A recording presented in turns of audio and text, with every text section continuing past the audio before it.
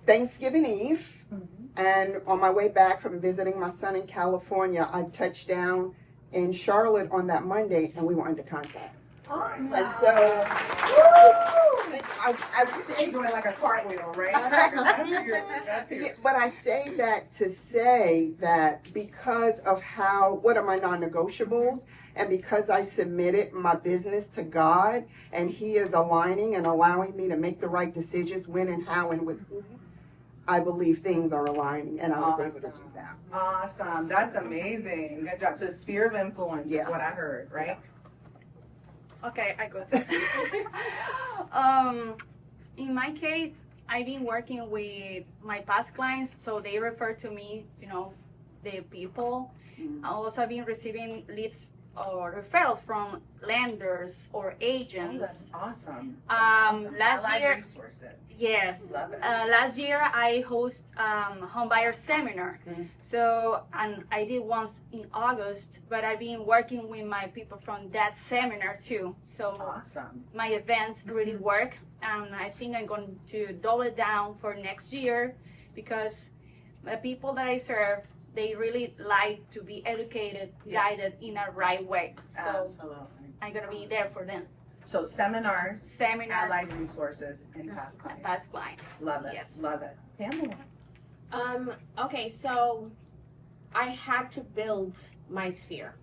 I just got here in 2022, so didn't know anyone. I had to actually build that.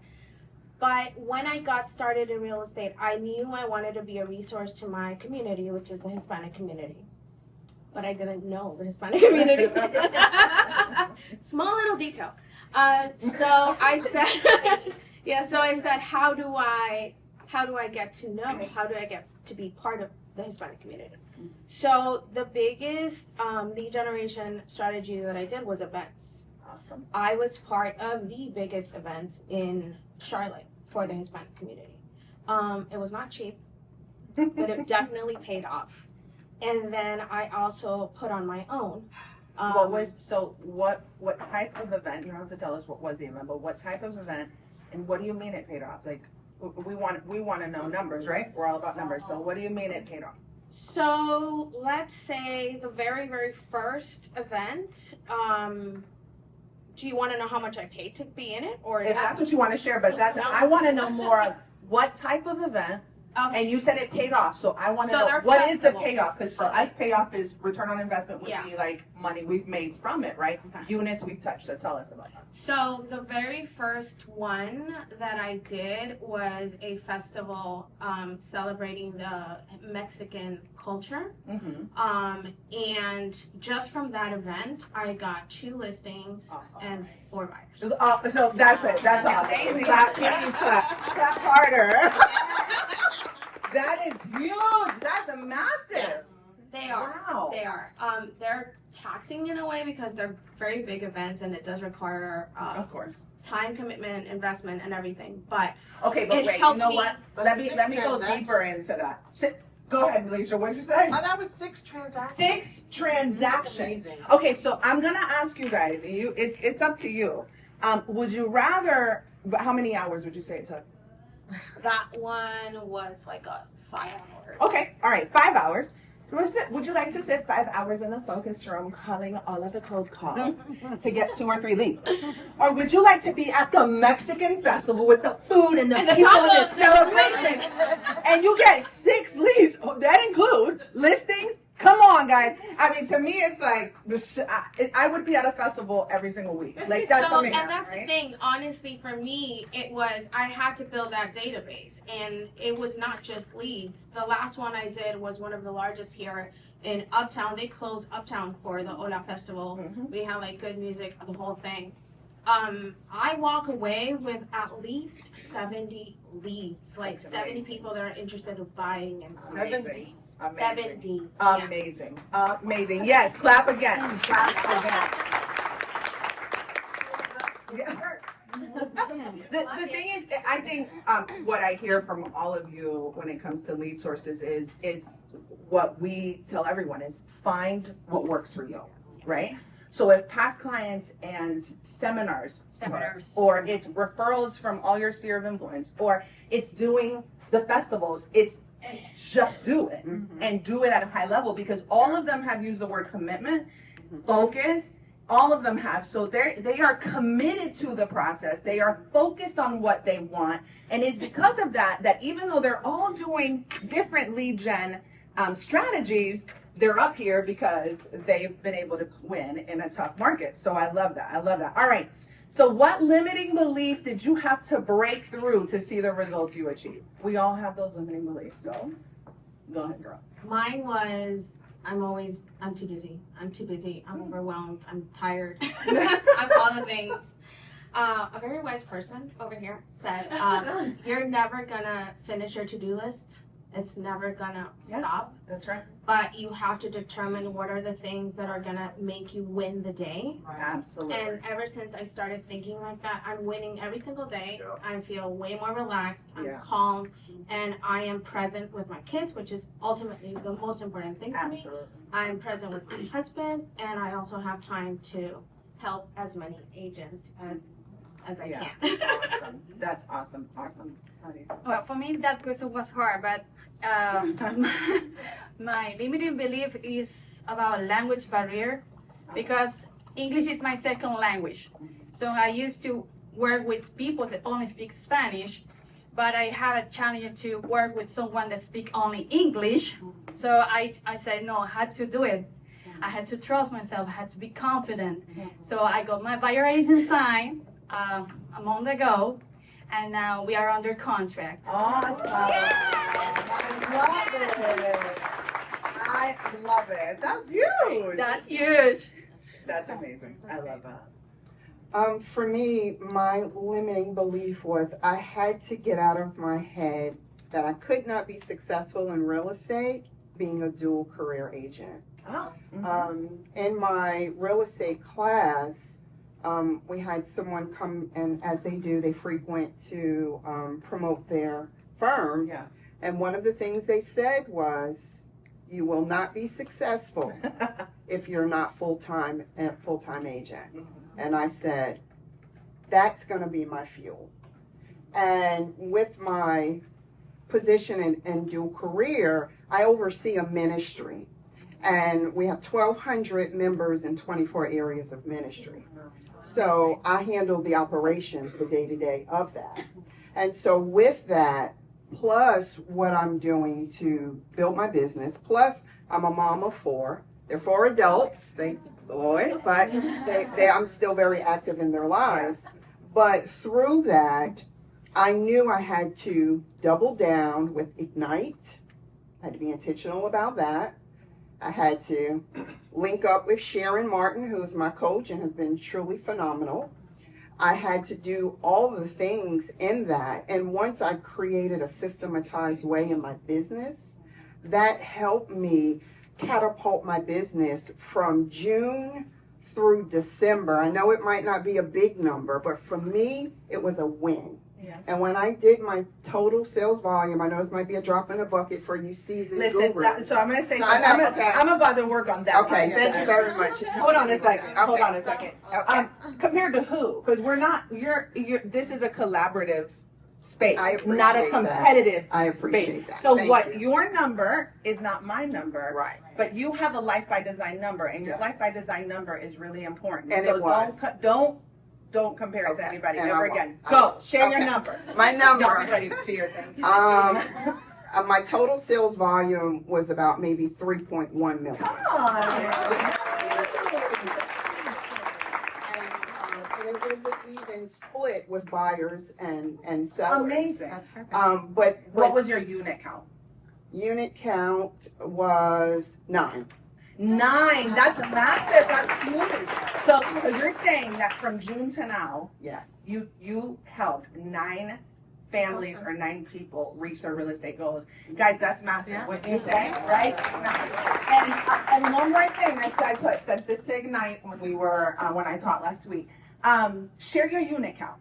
Mm. Because if you're talking to somebody in San Diego and you say 3 million, they might be like, oh, poor thing, right? But we're not over there. We're here, so it doesn't matter. You helped 9 people in a year. Come on, that's Massive. Thank Focus on your units. With units. Volume will come. Got All it. right. So Thank you. awesome. We have time for a couple more. Yeah. Okay. All right. Awesome. All right. So, what skill did you commit to mastering in 2025 that made the biggest impact on your production? I'll go ahead. Touch that database, guys. Yeah. Create the system that everyone needs to be in your database. I was like, oh, I can't put that person into my database. I was a secret agent for so long. I didn't want to feel like I was being pushy or salesy or I was bothering them with my business. The moment I switched that and I was like, I intentionally need to reach out to this person, they were like, that's exactly what I needed. I actually need your help. So I think touching the database, making sure that I am consistent, again, lead generation, right? But actually going into the database, we have such a great database. A lot of us are not, I wasn't using it properly. I wasn't doing the smart plans. I wasn't using all the things that make it easy to be able to be connected with the database. And I saw the shift when I started doing it consistently. It's a huge task, but we have the tools because we're part of KW that it makes it easy for us to reach all these people and maintain that consistency. That's good. Absolutely. That's awesome. You look like you were leaning in on Yetta. Go ahead. I've adapted to the DTD2. What is sure. the DTD2? It is a system that allows you to touch your database based on the first letter of the last name of the contact that's in your command or wherever you keep your database at. And where did you find that? How did you know which letters to call throughout 2025? There's a formula and I guess a schematic that says, okay, this day, this week, these are the letters that you're going to touch in your database that assures that I'm touching everyone that should be touched. Because if we're thinking about it from up here, we're going to miss somebody. And it's nothing worse than going to wherever your platform is, social media, Facebook, it's the TikTok, whatever it is, and you go and they have these moments in their life that you carry what they need, and because you were not in contact with them, you miss it. Absolutely. And so that's a formula that has proven for me to be worth great value to make sure that I'm staying in contact. And it's with them. DTD2. DT. And you can Google it because I'm sure that the 2026 schedule is already out. And Jules and Leah will be up here soon, and you can talk to them as well. So yes, awesome. Okay. The skill I mastered this year was about communication. It was important to me to talk with my clients and set expectations early from the beginning because they have an idea and maybe it's wrong, but when we speak clearly from the beginning, they can understand the process and it's more smooth for, from the beginning to the end. Awesome. Yes. Awesome. Yeah, that's good. That's good. I signed my part. Yes, okay, just to make sure. You look like you had something else on your mind. All right. All right, so what are we doubling down on in 2026? Because clearly it worked in 2025. What are you taking deeper? What are you going to make better? In my case, I think I'm going to do more events